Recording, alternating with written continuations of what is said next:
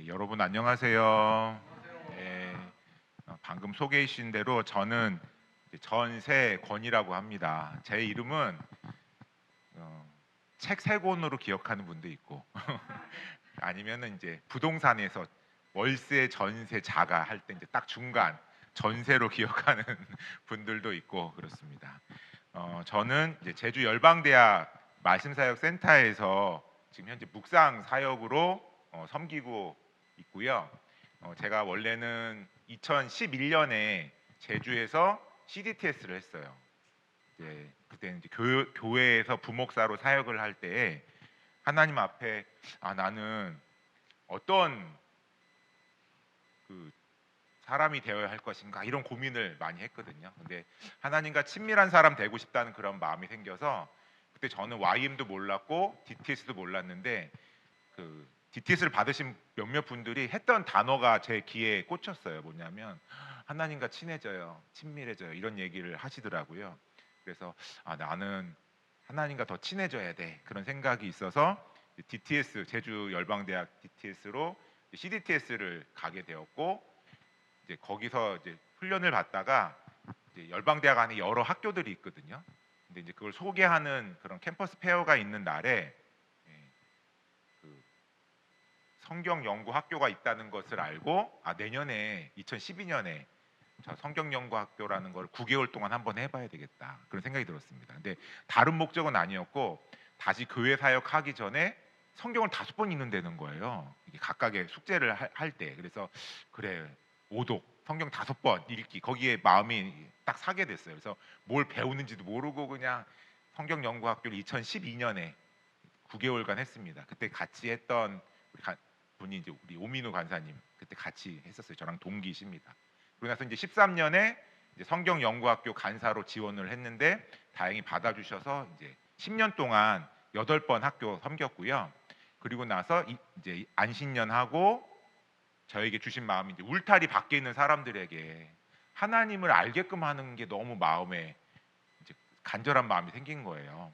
성경 연구학교도 너무 좋았지만 사실은 거기 오는 사람은 너무 극소수고 일부이기 때문에 정말 일상에서 하나님을 더 알아가는 삶에 대해서 많이 고민을 했었습니다. 그래서 정말 그때 시작한 그 전후에서 이제 시작한 것이 바로 이제 묵상 사역이거든요. 예, 제가 어디를 가든지 항상 어, 이걸 소개해요. 저 지난번에 신약할 때도 아마 이거 보여드렸어요. TKG. TKG가 뭐야 하면 이제 To Know가 우리 그 YM의 18가지 기본 정신 중에 이제 첫 번째가 하나님을 알자잖아요. 그래서 이 일을 하는 묵상 사역이 되기를 원한다 해서 이 전에도 사실은 YM 출판사랑 같이 묵상 일을 많이 하다가 이제 그 출판 일이 너무 돈이 많이 들고 비용이 많이 들어서 이제 그만합시다라고 하고 이제 1년 준비하고 나서 이제 그 열방대학 몇 분 간사님들하고 TKG 23년부터 이제 시작을 한 거예요. 그래서 벌써 올해로 횟수로 벌써 4년째가 되고 처음에는 이제 마가복음부터 해서 뭐 사도행전 쭉 하다가 그 다음에는 열왕기 예언서 중심으로 하고 그리고 작년에 이제 창세기부터 해서 그냥 순서대로 그냥 나가고요. 그래서 올해 1월에는 이제 신명기 시작했다가 다음에 여호수아인데 여호수아는 그 전에 해갖고 사사기 지금 묵상을 하고 있습니다. 어떤 묵상을 해도 저는 상관이 없다고 들어요. 꼭 TKG만 해라 이런 건 아니고 묵상을 통해서 우리가 알아야 할 지점은 바로 하나님을 아는 거죠. 근데 저는 이거는 꼭 묵상만이 아니라 우리가 예배를 하던 성경 공부를 하던 어떤 소그룹 모임을 갔던 또 교회에서 예배를 드리던 우리의 중요한 목표점은 하나님을 경험적으로 아는 거예요. 그래서 저는 이 TKG 투노갓이라는 단어가 우리 삶에 전반적으로 이루어졌으면 좋겠다라고 생각이 듭니다. 여러분들이 정말 열심히 있으신 분들이잖아요. 이 날씨 좋은 토요일 날, 그쵸? 저 같으면은 꽃 보러 가든지 바람 쐬러 갔을 텐데 이 자리에 함께 하는 것만 해도 정말 하나님 알고자 하는 열심이 대단하시잖아요. 근데 지식적인 알을 넘어서서 경험적으로 매일매일 알아가는 그 은혜와 하나님의 복이 여러분들한테 있기를 축복합니다. 자, 이제 우리가 구약 학교를 앞두고 있다고 들었어요. 그래서 아까도 말씀드렸는데 3번에 걸쳐서 준비 세미나를 하는데 이제 스타트로 이제 오늘 구약을 읽을 때 알아두면 좋을 어떤 공간과 시간적인 그 역사 타임라인을 한번 정리를 해보는 거거든요. 사실 너무 어려운 주제예요. 이걸 준비하면서도 이거 사람들이 너무 지루해할 것 같은데 듣다가 가면 어떡하지 이런 생각을 너무 많이 했어요. 그래서 기도를 했습니다. 하나님, 사람들에게 열린 마음을 주셔서 좀 즐겁게 듣게 해주세요. 그랬더니 제 마음속에 하나님이 응답하는 거는 아, 그거 알아야 돼 이런 마음을 주셨어요. 그래서 그만 강의를 하지 말까요? 이렇게 얘기를 했는데 하나님 그런 마음을 넘어서서 성경을 사랑하는 마음, 하나님을 사랑하는 마음이 목적이 돼야지 지식적으로 아는 거 별로 중요하지 않아. 사실 이거 몰라도 성경 있는데 아무 문제가 생기지 않거든요. 예. 그런데 좀 더 재밌게 읽기 위해서 또 이걸 통해서 하나님이 정말 이런 구원 역사를 우리에게 펼쳐가고 계시는구나라는 거를 경험적으로 아는 것이 이 강의의 목적이 돼야 되겠구나라고 계속 기도했습니다. 그 기도가 오늘 이 자리에 우리 성령님께서 함께 하실 것을 믿고 저는 이제 강의를 시작하겠습니다. 자, 그렇다면 이제 성경에 대해서 먼저 우리가 전이해가 필요해요. 왜 우리는 배경을 알아야 할까? 이거 몰라도 되거든요, 사실은. 근데 왜 성경을 알아야지, 배경을 알아야지라도 질문을 드린다면 성경은 분명히 저자가 있고 그거를 처음 읽은 독자가 있기 때문이에요. 물론 우리도 독자죠. 성경을 읽는 사람이 다 독자잖아요. 그런데 그거를 처음 읽었던 사람들이 분명히 존재하기 때문이라는 거예요. 이 시간 이 문장으로 시작하고 싶거든요. 바로 이거예요. 한번 같이 읽어볼까요? 시작.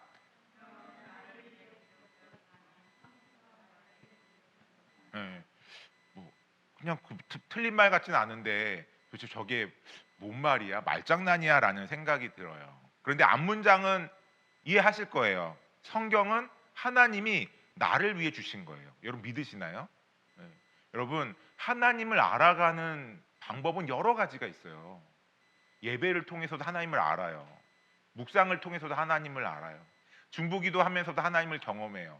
그런데 하나님의 성품에 대해서 가장 정확하게 우리에게 밝히 보여주는 것은 성경이에요. 오늘날 이 시대에 많은 이단들이 있거든요. 마치 자기네한테만 와야 특별한 지식을 안다고 생각해요. 근데 여러분, 성경의 지식은 특별하죠. 하지만 하나님은 소수만 성경을 알기를 원치 않으세요. 모든 사람이 성경을 알기를 원하세요. 이걸 정확하게 알아야 돼. 이걸 알아야지만 이단을 대할 수 있어요. 하나님은 모든 사람이 구원받기를 원하시거든요. 요한복음 3장 16절이 바로 그 말씀이잖아요. 하나님은 정말 한 명이라도 더 구원받기를 원하시는 거죠. 그런데 이단들은 마치 소수만 이렇게 정해져 있는 양, 막 신천지 같은 경우는 14만 4천. 근데 그 숫자 다 찾는데도 막 공표 안 하고 뭐 특별한 조건을 계속 걸고 있잖아요. 근데 저는 그거는 하나님을 정확히 아는 거 아니라 생각합니다. 하나님은 모든 사람이 하나님을 알기를 원하세요. 그래서 성경을 주셨어요. 성경은 그래서 모든 사람한테 열린 책이에요. 특별한 사람만 알 수 있는 건 아니에요.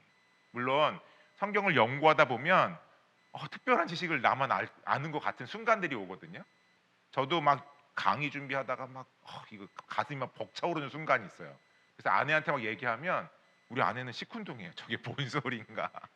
아 그래 나만의 특별한 지식인가? 막 이런 생각을 들 때도 있어요. 그런데 하나님의 마음은 모든 사람들이 성경을 펼쳐서 하나님을 알고 경험하기를 원하신다라는 거죠. 그래서 저는 성경은 나를 위해 기록되었다. 이거 틀린 말 아니라 생각해요. 우리 예를 들어 로마서 정말 복음의 진수가 담겨져 있잖아요. 어떻게 구원을 받는지 담겨져 있잖아요. 그런데 이 로마서를 하나님께서 나를 위해 주신 거예요. 그러니 로마서를 여러분 열심히 읽어야 될까요? 읽지 말아야 될까요? 읽어야 되죠. 이렇게 자신이 없으세요. 계속 펼쳐서 열심히 읽어야 돼요. 나를 위해 주신 거예요.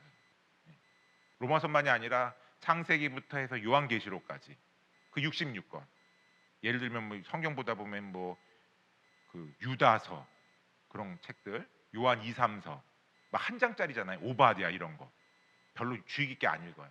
그런데 그러한 한 장짜리 책이라 할지라도 너무 귀한 거예요. 하나님의 마음이 담겨져 있어요. 그 책들 모두를 66권을 하나님이 나를 위해 주셨어요. 그러면 이 앞에 문장 성경은 나를 위해 기록되었다. 이거 당연한 말이죠. 그런데 처음부터 나에게 기록된 건 아니라는 거예요. 이게 참 놀라운 거예요. 예를 들면 바울이 한 2000년 후에 전세곤이라는 사람을 알까요? 모르죠. 바울은 나한테 로마서를 쓰지 않았어요. 바울은 로마 교회에 로마서를 썼어요. 로마 교회에 막 여러 가지 문제가 있었습니다. 그런데 바울이 하나님 앞에 기도할 때 이 문제에 대해서 너가 이렇게 말했으면 좋겠어라는 영감을 주시죠. 영감. 할아버지 영감이 아니라 할머니 반대말 영감이 아니라 하나님께서 막 성령의 감동을 주신 거예요. 바울에게. 로마 교회는 지금 이게 문제야. 너희가 이런 말을 해야 돼.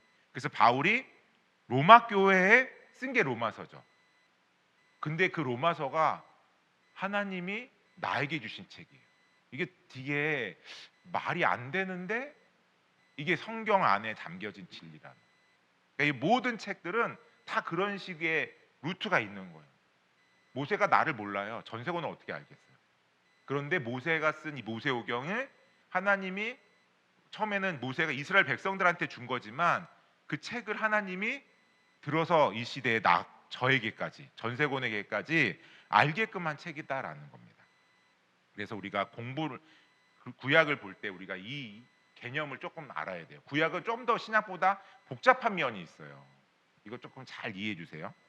또 처음엔 비슷해요. 이사야서 하나님이 나에게 주신 책 맞아요. 우리 열심히 읽어야 되겠죠. 예를 들면 이사야서. 그런데 이사야는 나를 모르잖아요. 이사야는 자기 그 시대의 원독자들에게 이 이사야서를 썼어요. 무슨 문제가 있었을 때 하나님께서 쓰게 하셨어요. 그런데 신약하고 조금 다른 면이 있는데 하나님은 이사야서를 처음부터 이사야서 쓰게 하지 않았어요. 구약 같은 경우에는 많은 책들이 이 발표, 청중에게 전한다라는 거죠. 모세도 처음에는 글을 썼다기보다는 이스라엘 백성에게 하나님에 대해서 막 알려줬어요. 그런데 그 알려줬던 발표했던 내용들을 모아서 기록했어요. 약간 구약이 그래서 어려워요. 이 기록의 문제에 대해서. 그러니까 각각의 책마다 이 특징들을 조금 이해하시면 좋을 것 같고 지금은 이제 이거를 하려는 건 아니고 그래서 우리가 역사적인 배경과 공간적인 배경을 이해해야 되는 측면에 대해서 지금 이 시간 말씀을 드리려고 합니다. 자, 우리가 성경을 읽을 때요. 연구한다고 하는 거는 그냥 읽는 거랑은 조금 달라요. 본문이 말하고 있는 것을 관찰하는 훈련을 해야 돼요. 관찰. 그래서 처음부터 의미를 찾으려고 애쓰면은 안 되는 경우가 많아요. 그러니까 물론 성경 연구를 몇 번 하다 보면은 관찰이나 뭐 해석이나 이게 막 동시적으로 일어나지만 처음에 공부할 때는 열심히 관찰하셔야 돼요. 관찰. 그러니까 보는 거예요, 그냥. 마치 옆에 막 이렇게 꽃을 보면서 선인장을 보면서 그냥 이렇게 보는 거죠. 그러면서 특징을 알아가는 거예요. 그러다 보면 이 관찰을 하고 났을 때 사실은 이 시대가 내 시대가 아니잖아요. 아까도 말했지만 바울의 시대랑 나의 시대는 달라요. 그렇죠? 그래서 2026년을 사는 전세권, 이 한국이라는 나라, 2026년이라는 시대의 어떤 배경을 갖고 로마서를 읽으면 알 수도 있지만 모르는 게 더 많이 생길 수 있어요. 오해하게 되는 거. 그래서 역사적인 배경과 문학적인 배경을 아는 게 되게 중요하죠. 특히 구약은 더 문학적인 배경을 이해할 필요가 있습니다. 왜냐하면 구약은요 상당 부분 시예요. 시. 여러분 시를 산문처럼 읽으면 안 되잖아요. 소설하고 시는 달라요. 또 어떤 뉴스랑 시는 달라요. 그러니까 많은 그냥 평범한 글은 읽으면서 막 정보를 얻는 게 목적이라면 시는 느끼는 거거든요. 그래서 예언서를 산문처럼 읽으면 이상한 현상들이 막 벌어져요. 그러니까 오늘날 성경을 잘못 해석하는 사람들 중에 이 문학적으로 이해 못하는 사람, 특히 구약은 더 어려운 거예요. 그래서 오늘 뭐 그거에 대해서는 얘기하지 않겠지만 나중에 여러분들 이제 공부하실 때 이게 특히 구약은 신지 산문인지 구별해야 되고 사실 우리 개역개정 갖고는 그게 잘 안 나타나요. 그런데 이제 최근에 나온 새한글 성경이라든가 또 이 영어 성경 보면은 이게 왼쪽 오른쪽 꽉 차지 않고 막 옆에 비어 있어 패여 있듯이 그런 건 대부분 시거든요. 그러니까 이걸 잘 볼 필요가 있죠. 그러니까 문학적인 배경도 알아야 되지만 역사적인 배경이 필요해요. 역사적인 배경을 갖고 아 이게 기록 당시에 이런 의미가 있었구나. 그래서 나에게 주는 의미가 아니라 저자와 원독자들 처음 읽었던 사람들에게 이게 이런 의미가 있었겠구나라는 걸 아는 게 해석이에요. 그러니까 여러분들이 이제 신약 학교를 하신 분들은 이게 무슨 의미인지 아실 거예요. 그래서 해석의 과정을 통해서 영원한 진리를 발견하고 그래서 지금 내가 할 수 있는 적용점을 찾아가는 것 이게 이제 성경 연구의 과정이자 목적이 되는 거거든요. 그런데 오늘은 이 과정 가운데 뭘 하는 시간이냐면 바로 이 빨간 부분 역사적인 배경 정말 조금 하는 거예요. 그래서 제가 처음에 이런 강의를 해달라고 부탁을 받았을 때 어떻게 할까 고민을 하다가 이 성경 연구 구약 제 BRI를 다 열어서 역사적인 배경만 이렇게 쭉 추렸어요. 그리고 이 두란노 성서 지도를 딱 펼치고 거기 지도들을 살펴봤습니다. 그러니까 오늘은 역사적인 배경에 초점이 있어요. 그런데 오늘 이 하루 동안 5타임 동안 이걸 다 한다라는 건 사실은 쉽지가 않아요. 정말 수박 겉핥기. 여러분 수박을 드실 때 껍데기를 드시나요? 저희 장모님은 가끔 그걸 이렇게 껍데기만 벗겨서 하얀 부분도 뭘 쓰시더라고요. 근데 사실 그걸 먹지 않아요. 빨간 부분이 맛있잖아요. 그게 너무 안타까운 거지.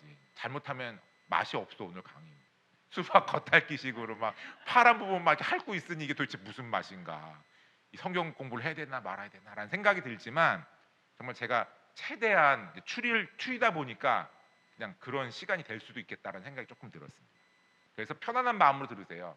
그냥 이해 안 가면 그냥 그러려니 따라해 볼까요? 그냥 그러려니 나중에 또 듣겠지 그런 생각으로 이 시간 좀 가지시면 좋을 것 같습니다. 그래서 먼저는 공간에 대해서 조금 이해함이 필요해요. 왜냐하면 이스라엘 땅하고 우리는 달라요. 거기서 말하는 강하고 우리가 생각하는 강이 달라. 그 사람들이 생각하는 산하고 우리랑 생각하는 그 사람들이 생각하는 산지랑 우리가 생각하는 산지랑 달라요. 그 사람들이 생각하는 골짜기랑 우리가 생각하는 골짜기가 달라요. 이제 그건 조금 이따 설명드리겠지만 그렇기 때문에 읽다 보면은 이해가 안 가. 도대체 산에서 지금 뭐 하는 건가? 이런 생각이 들거든요. 그러니까 공간에 대해서 조금 생각이 달라요. 그러니까 거기에 대해서 잠깐 먼저 설명을 드리겠습니다. 자, 구약의 첫 번째 책은 무슨 책일까요? 그렇죠. 창세기. 네, 여러분 구약 공부하실 자격이 있으세요, 그렇죠? 우리가 딱 구약의 시작은 창세기라는 걸 알잖아요. 그러면은 딱 구약의 공간은 어디냐? 사실은 우주 전체죠. 왜냐하면 하나님이 창세기 1장 1절에 태초에 하나님이 천지를 창조하신다. 여기서 말하는 천지는 하늘과 땅이지만 정확한 의미는 온 세상인 거예요. 우주까지 다 포함해요. 그러니까 구약의 공간은 온 우주가 다 되겠죠. 그렇죠? 그런데 딱 2장 4절에 창세기 2장 4절에 들어가면 온 우주에 대해서 얘기하지 않으시고 2장 4절에 창세기 2장 4절에 이것이 천지가 창조될 때에 하늘과 땅의 내력이니 여호와 하나님이 땅과 하늘을 만드시던 날에라고 얘기를 합니다. 2장 4절 한번 여러분들이 보시면 알겠지만 천지를 창조할 때 하늘과 땅이라고 얘기하다가 갑자기 땅과 하늘을 만드시던 날이라고 얘기를 합니다. 이거 별거 아닌 것 같거든요. 그냥 쓰다가 하늘과 땅 썼으니까 땅과 하늘 써도 되지 않을까라는 생각이 들어요. 그런데 갑자기 2장에서는 온 우주를 얘기하지 않고 땅에 관심을 갖는 거예요. 이 순서를 바꾼 거는. 그러니까 지구 중심의 이야기를 창세기 2장에서 하시는 거죠. 땅의 이야기. 그러다가 2장 4절부터 25절을 보면 인간 중심의 이야기입니다. 하나님이 땅에 대해서가 아니라 이제 그 땅 속에 있는 인간에 대해서 관심이 있으시고요.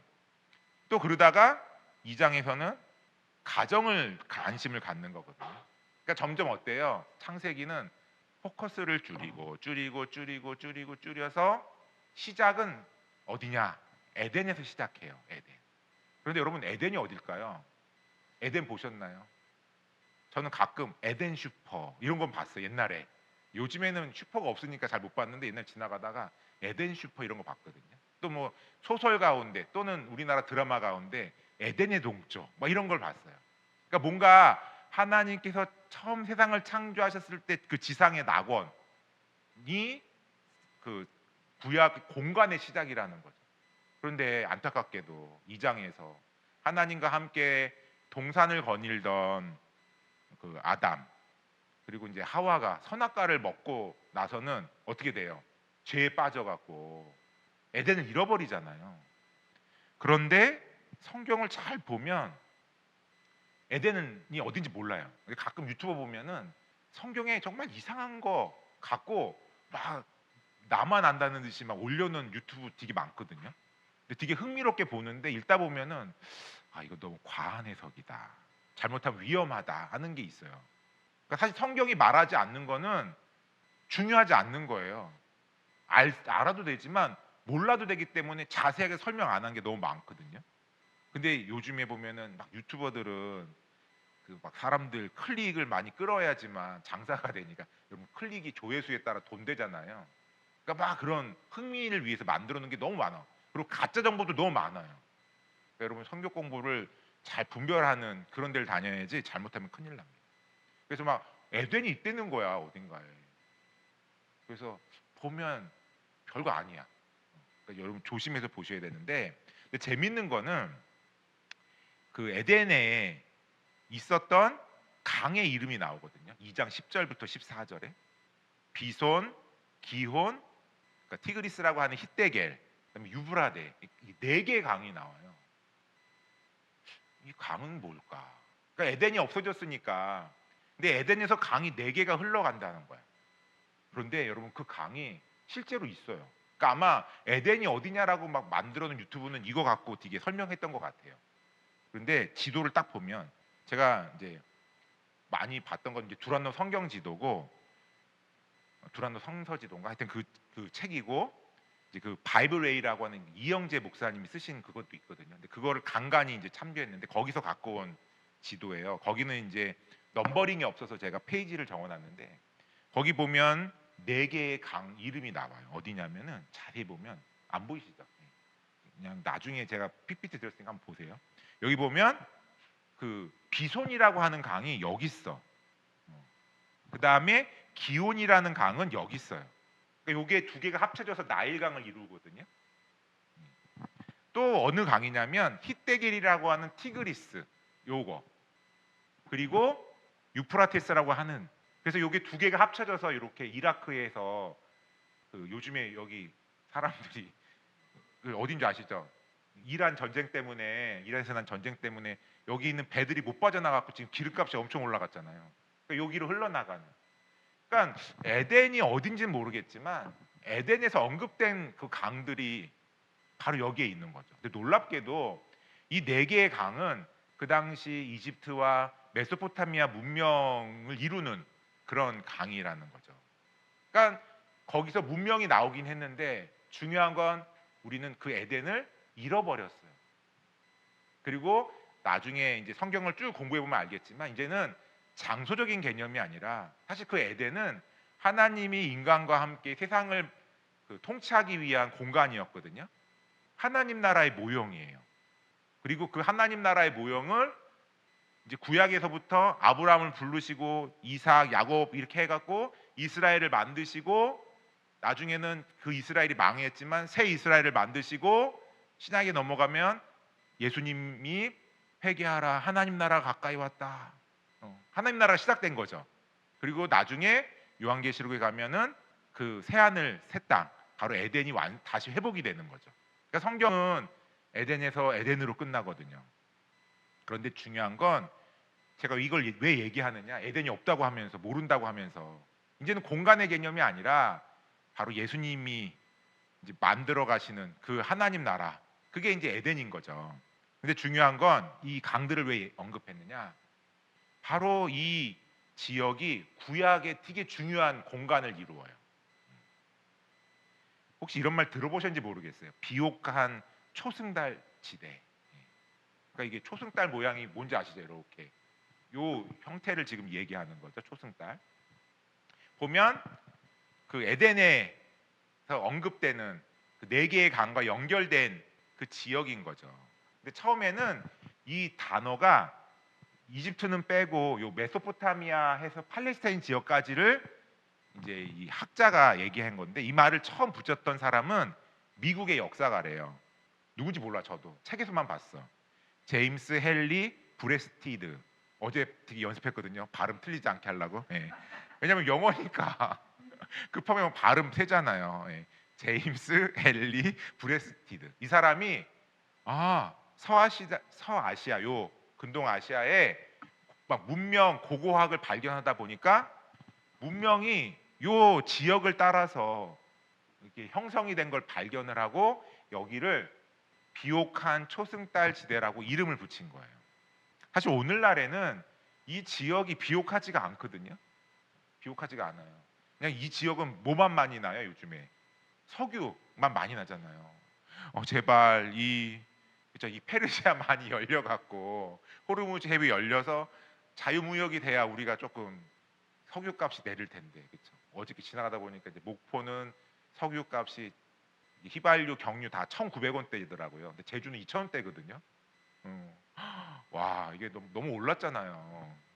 네, 지금 이제 석유 얘기는 하는 건 아니지만 아무튼 이 지역, 여기가 바로 문명의 시작인 거예요. 근데 이게 고고학을 하다 보니까 지금은 여기가 뭐 이렇게 뭐 밀 이런 게 나지는 않고 다 이제 수입을 해야 되는 지역이지만, 처음에는 여기서 이 강을 따라서 티그리스 유프라데스 강을 따라서 농사가 발달이 됐고, 또 이 지역을 따라서 사람들이 많이 모여들다 보니까 도시가 형성이 되고 문명이 났다라는 거죠.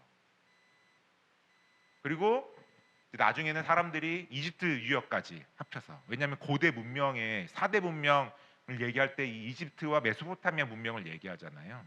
그러니까 이 두 지역이 바로 구약 성경의 배경이 돼요. 그러니까 우리랑 너무 다르죠. 여기는 우리가 알 방법이 없어요. 그러니까 우리 뭐 이 지역 사람들은 지금 막 약속 시간 몇 시간 지나도 화내지도 않고, 물론 만나보진 않았지만 그런 얘기를 들었거든요. 화내지도 않고 그냥 너그럽게 얘기한대요. 왜냐하면 인샬라 신의 뜻이기 때문에 그냥 그런 거예요. 우리는 안 되잖아요. 우리는 5분만 늦어도 마음이 상해 막, 그렇잖아요. 그러니까 되게 문화가 다르고 생김새도 다르고 막 그런데, 아무튼 이 지역의 문명이 처음 시작되는 요 두 이집트와 메소포타미아가 구약 성경의 배경이 된다. 근데 이게 나중에는 확장되어서 이제 저렇게 지중해까지 펼쳐지는 게 신약의 공간인 거고, 구약은 공간이 훨씬 좁고 이집트와 메소포타미아 중심으로 이 이야기가 펼쳐진다라는 거예요. 그래서 오늘날로 치면 이집트, 이스라엘, 요르단, 레바논, 시리아, 이라크, 이란, 터키 지역이, 터키도 해서 거의 요쪽 요 남부 지역 이렇게 돼서 구약 성경에서 언급하는 그런 공간이 된다라고 여러분 보시면 될 것 같습니다. 그래서 딱 창세기 11장 끝부분부터 해서 12장으로 넘어가면 등장하는 인물이 있죠. 바로 아브라함. 아브라함의 고향이 바로 이 티그리스 유프라테스 메소포타미아 문명의 시작에서 아브라함이 하나님이 말씀하셔갖고 하란으로 이동하고, 하란에서 약속의 가나안 땅으로 들어간다라는 겁니다. 사실 이 메소포타미아 문명을 설명한다는 것은 되게 장시간 필요합니다. 혹시 역사에 대해서 관심 있으신 분은 그 유튜브에 보면 인문이랑이라는 그 유튜브 사이트가 있거든요. 거기 보면은 그 요 지역에 있었던 역사에 대해서 되게 언급이 잘 돼 있어요. 저도 가끔 봐요. 왜냐하면 내용도 많고 해서 잘 들어오지는 않지만, 이런 문명을 시작으로 해서 구약의 제국들이 이렇게 다 연결이 되는구나. 이분이 뭐 성경을 설명하려는 게 아니라 그 인문이랑이라는 그 유튜버는 철학, 역사 이런 거에 관심이 많아갖고 그런 설명을 되게 방대하게 해놨어요. 근데 혹시 관심 있으신 분들은 이 부분을 보면 구약의 제국들에 대해서 아시리아나 바벨론이 이런 페르시아가 이런 나라들이구나라는 거예요. 그런데 구약에서 사실은 언급되진 않지만 수메르 문명해 갖고 여러분 길가메시 이런 거 들어보셨을 거예요. 저도 잘 모르지만 옛날에 그 마블 영화 중에 이터널스라는 영화가 있거든요. 거기 보면 시작이 바로 이 길가메시 시대를 언급을 하면서 시작이 돼요. 근데 거기는 이제 그 외계 어떤 그런 사람들이 와갖고 센티니얼 뭐 이런 사람들이 와서 시작하는 것처럼 얘기하지만 아무튼 그때 이제 메소포타미아 문명의 시작인 거죠. 그래서 이제 아카드라는 나라가 시작되면서 그 고 바벨론의 함무라비라는 여러분 많이 들어보셨던 그런 문명이 시작되면서 나중에 이제 큰 제국이 되는 게 이제 아시리아 그리고 바벨론 이렇게 연결이 되거든요. 그런데 여기 보면 여기가 아브라함의 고향. 그러니까 보면 그 아이폰 쓰시는 분들은 그 시리 입정고 들어오면 꼭 대답을 하더라고요. 그 11개 할 때도 어떤 강사님이 시드기야 왕 하니까 갑자기 아이폰이 막 응답을 하는 거. 그 시자에 되게 아이폰은 민감하더라고요. 지금도 보니까 아시리 하니까 갑자기 응답을 하잖아요.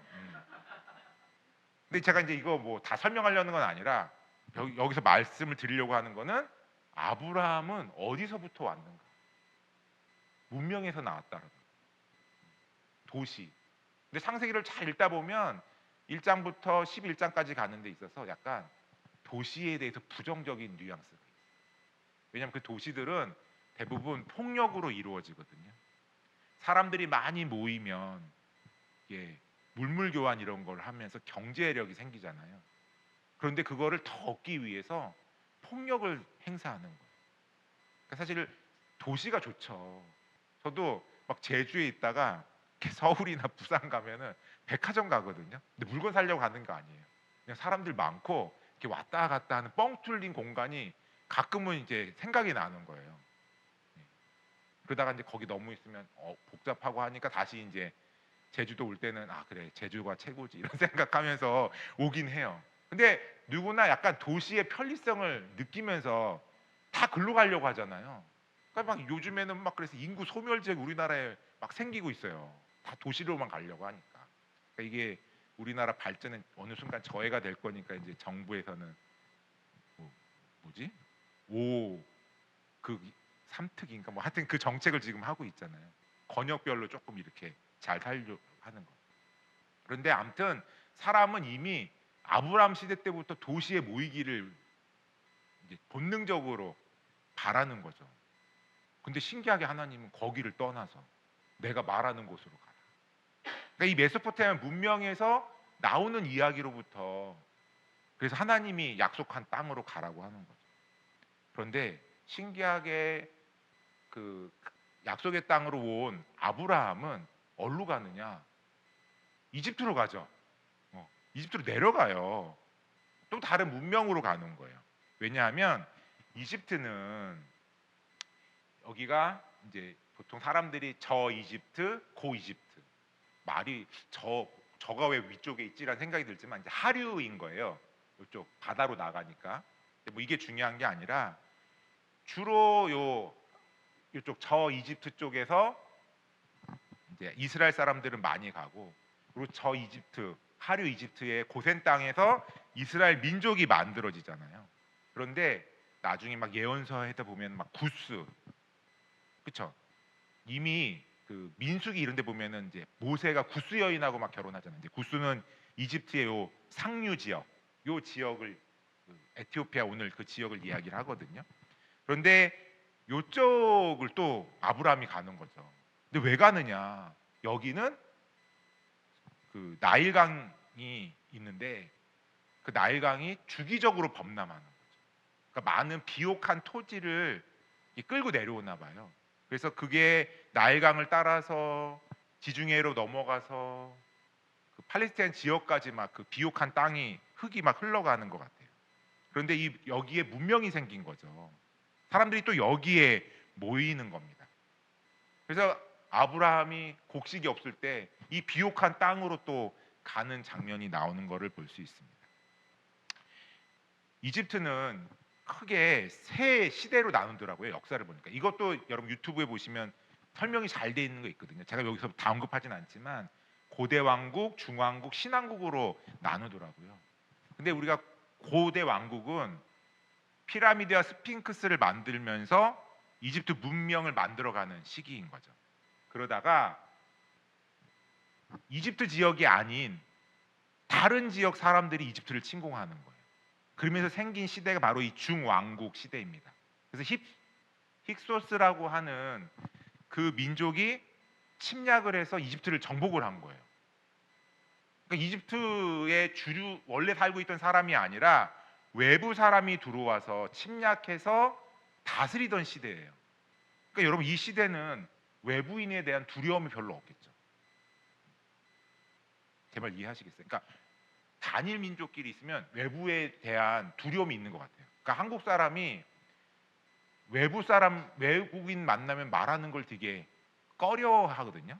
그래서 언어가 잘 안 느는 거예요. 근데 지금은 어느 순간 그런 시대가 아니게 돼버렸어요. 그래서 아이들 보면은 외국 사람에 대한 거부감이 없어서인지 언어가 잘 금방금방 늘더라고요. 그러니까 그렇게 생각하시면 돼요. 그래서 이 중왕국 시대 때 외부인이 이집트를 다스리다 보니까 여러분 아브라함, 이사, 야곱 이 세 명의 족장에 이어서 요셉 시대 때 여러분 이집트의 총리가 돼요. 사실 우리나라는 지금도 만약에 필리핀 사람이 총리가 되면 너무 이상할 거야.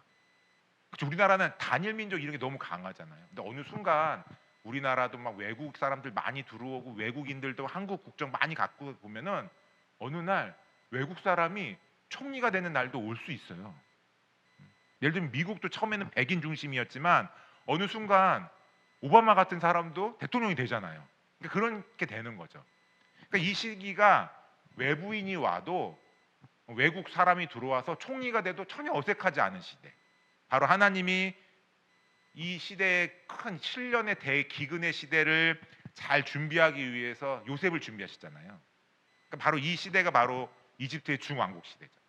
그러다가 여러분 갑자기 출애굽기로 딱 넘어가면 어떤 말이 있어요? 요셉을 알지 못하는 왕이 일어났다. 뭐 당연한 거 아닌가? 어느 순간 지나면은 총리가 누구였는지 기억해야 돼? 근데 거기서 말하는 건 그런 말이 아니에요. 새로운 왕국이 일어난 거예요. 다시 이집트 사람에 의해서 그 왕국이 세워지는 거죠. 신왕국 시대. 그래서 출애굽기 이후에는 바로 신왕국을 배경으로 그 이집트의 역사가 진행이 됩니다. 그러니까 여러분 메소포타미아와 이집트의 그 역사 사이에 정말 지금 이 시간 보니까 아브라함도 그렇고 요셉도 그렇고 왔다 갔다 하는 걸 볼 수가 있는 거죠. 그리고 그 사이에 뭐가 있느냐? 바로 성경의 주 무대인 약속의 땅이 거기에 존재를 하는 거예요. 그런데 여러분 이 약속의 땅도 시대에 따라서 명칭이 바뀌어요. 그래서 이거 그 지명의 변천이 조금 이해함이 필요합니다. 창세기부터 여호수아는요 가나안 땅 이 얘기 되게 많이 해요. 약속하신 가나안 땅. 근데 이 사실은 이 가나안이라는 이름 자체가 이방 민족을 얘기하거든요.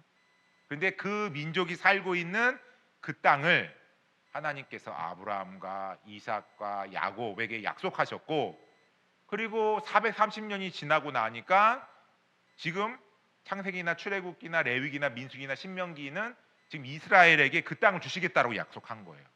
그리고 그 땅을 여호수아에서는 어떻게 하느냐? 정복해 가는 거죠. 그게 가나안 땅인 거예요. 그러고 나서 가나안 땅 여호수아서 이후에는 정복해 가잖아요. 그 이후에는 가나안이라는 말 잘 안 써요. 성경을 보면. 물론 그 후에도 가끔 가나안이란 말을 쓰긴 하지만 가나안 땅이란 말을 쓰긴 하지만 주된 약속의 의미로선 쓰지 않아요. 사울 왕 통치 이후에는 성경에 사무엘서나 열왕기에 보면은 우리 역대기 에스겔서 이런 걸 보면은 이제는 이스라엘 땅이라고 얘기해요. 그러니까 어떤 의미가 있을까요? 전에는 가나안 땅, 이방 민족의 땅이잖아요. 그런데 이제는 뭐예요? 하나님 백성의 땅이 된 거예요. 사무엘서부터는. 그리고 그 땅을 차지하면서 주변 민족하고 막 싸우는 거죠. 근데 여러분 사울이나 다윗과 솔로몬 이후에는 나라가 나뉘어져요. 나라가 왜 나뉘어지는지 열왕기서 할 때 아마 공부하게 되실 것 같아요.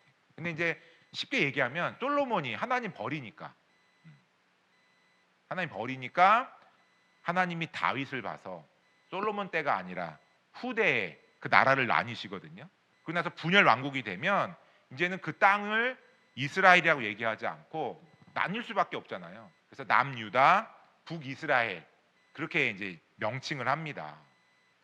그러다가 문제는 저 지도 보시면 알겠지만 722년에 북이스라엘 멸망하고 586년에 남유다 멸망하고 나서는 포로로 잡혀가거든요. 그리고 나서는 이 땅에 대해서 세계사적으로 보면은 이스라엘 땅이라고 얘기하지 않아요. 그때부터 이제 팔레스틴이라는 이름 많이 써요. 그래서 헤로도토스 같은 경우에는 팔라이스틴의 시리아라는 말을 썼어요. 말 너무 어렵죠. 강의할 때마다 너무 긴장돼요. 이렇게 외국말 막 나오면은 팔라이스틴의 시리아. 그러니까 이때는 이제부터 명칭에서 뭐가 느껴져요. 이제는 이스라엘 땅이 아닌 거예요. 관심도 그 주변 다른 나라 중심으로. 그러니까 여기 보면은 포로기 이후에는 바로 이스라엘 북쪽 시리아. 우리로 치면 요즘에는 어디로 치면은 이스라엘이 계속 공격하고 있는 지역 레바논이에요. 그러니까 그 지역 그 위쪽을 보시면 될 것 같아요.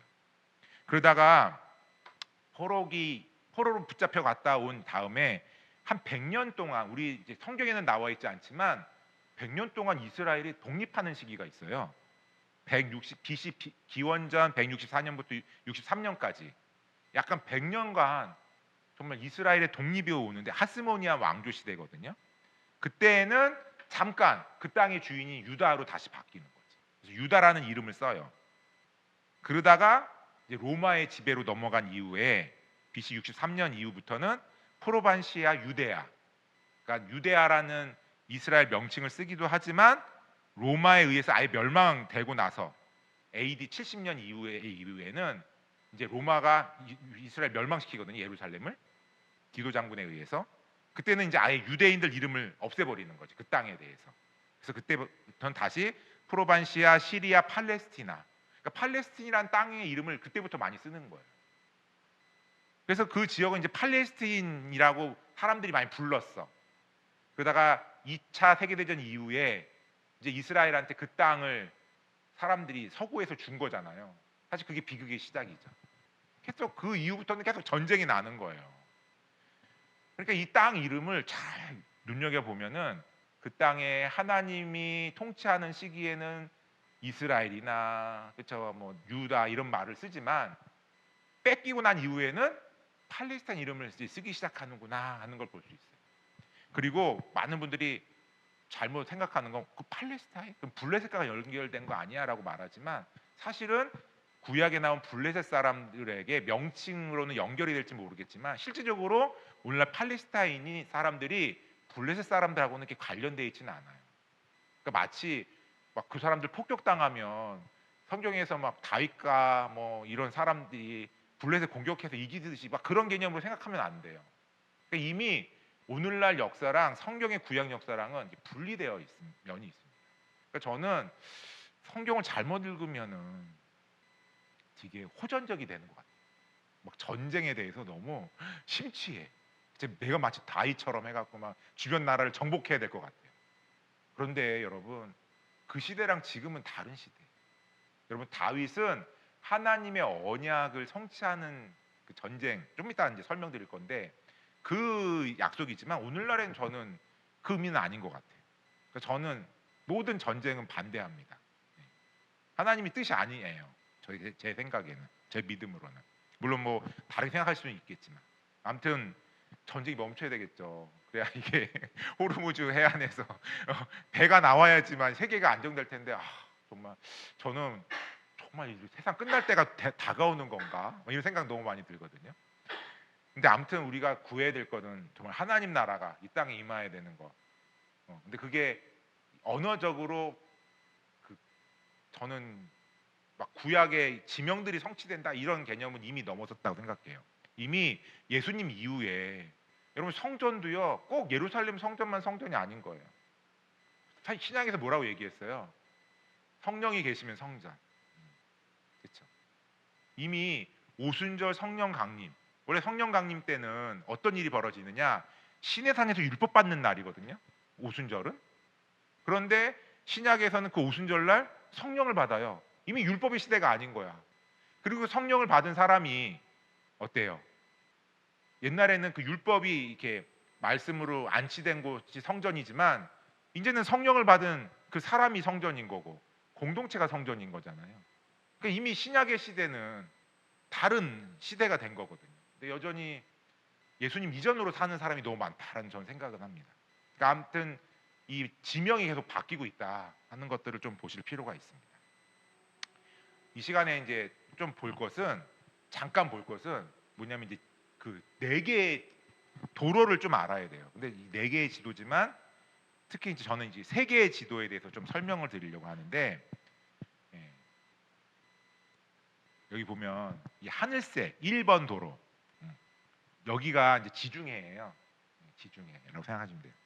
그러니까 그 지중해를 따라서 생기는 도로인데 여러분 아까 말씀드렸지만 성경의 땅은 두 개의 문명과 연결돼 있었어요. 메소포타미아 문명, 이집트 문명. 그래서 그 두 문명이 왔다 갔다 하는 지역이 이 땅이거든요. 그러다 보니까 주로 이 하늘색 도로, 1번 도로, 해안 도로가 되게 중요했어요. 그러니까 이집트가 강해져서 메소포타미아 지역을 막 침공할 때도 이 1번 도로를 따라서 막 올라가는 거예요. 그리고 메소포타미아 지역에 제국들이 생겨서 이집트를 막 공격하러 갈 때 또 1번 도로 따라가는 거예요. 그래서 이 도로를 해안 도로, 여기서 말하는 해안은 지중해입니다. 지중해. 지중해를 따라서 생긴 도로예요. 이 도로를 보면은 마태복음 4장 14절부터 17절 한번 성경 갖고 계신 분들은 찾아보시겠어요? 마태복음 4장 14절부터 17절. 갑자기 구약하다가 이제 신약하려니까. 근데 이제 여러분 이 말씀이 사실은 이사야서가 인용되어서 성취된 말씀이거든요. 예. 마태복음 4장 14절부터 17절 한번 같이 읽어볼까요? 시작. 이는 선지자 이사야를 통하여 하신 말씀을 이루려 하심이라.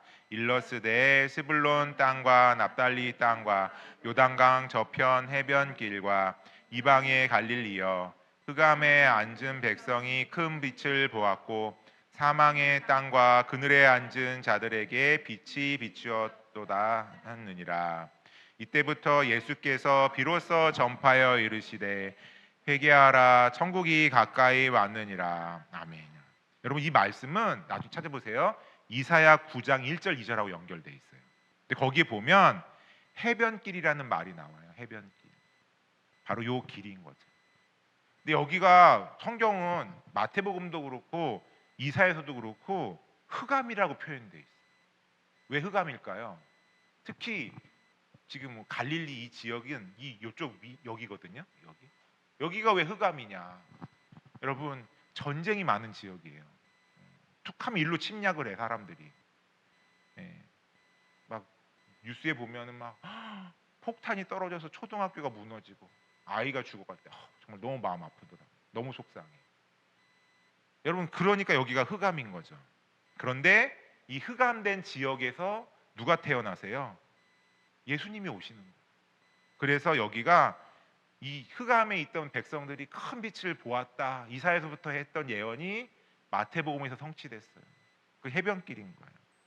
그래서 이 해안길은 이집트, 여기 가자라고 하는데 가사, 해안 평야, 아벡, 무기또, 이스라엘 평야 이 지역으로 해서 이렇게 가는 거예요.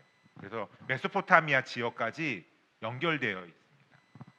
그런데 이 어두운 지역이 예수님의 빛이 임했어요. 복음의 빛이. 이 해안 도로 전쟁이 많은 그 지역에.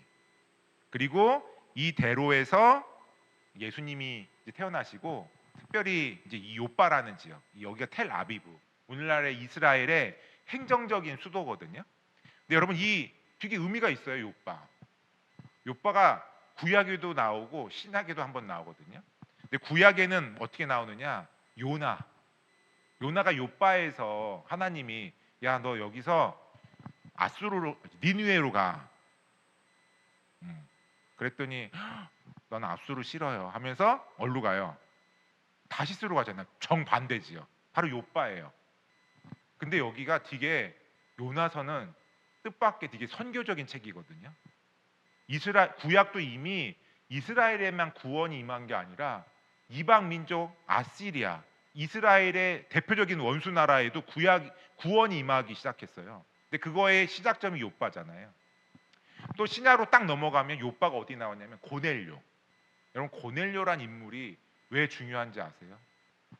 고넬료의 집에 성령이 임해요. 그게 뭐 대단합니까? 라는 생각이 들지만 베드로가 깜짝 놀랐어요. 왜냐하면 하나님의 영은 하나님의 백성에게만 임하는 줄 알았거든요. 특히 이제 이스라엘 사람들. 그런데 고넬료는 이방인이잖아요. 그 이방인에게 성령이 임한 거예요. 그 요빠 지역에서. 그러니까 보면 요빠라는 데가 되게 그 선교적인 요충지라고 말할 수 있는 거죠. 근데 바로 이 해안도로가 그 위치를 차지하고 있다라고 보시면 될 것 같습니다. 계속 달려가고 싶지만 쉬었다 달려가는 게 필요하죠. 예. 예, 잠깐 쉬었다가 다음 시간 갖도록 하겠습니다. 10분간 쉬겠습니다.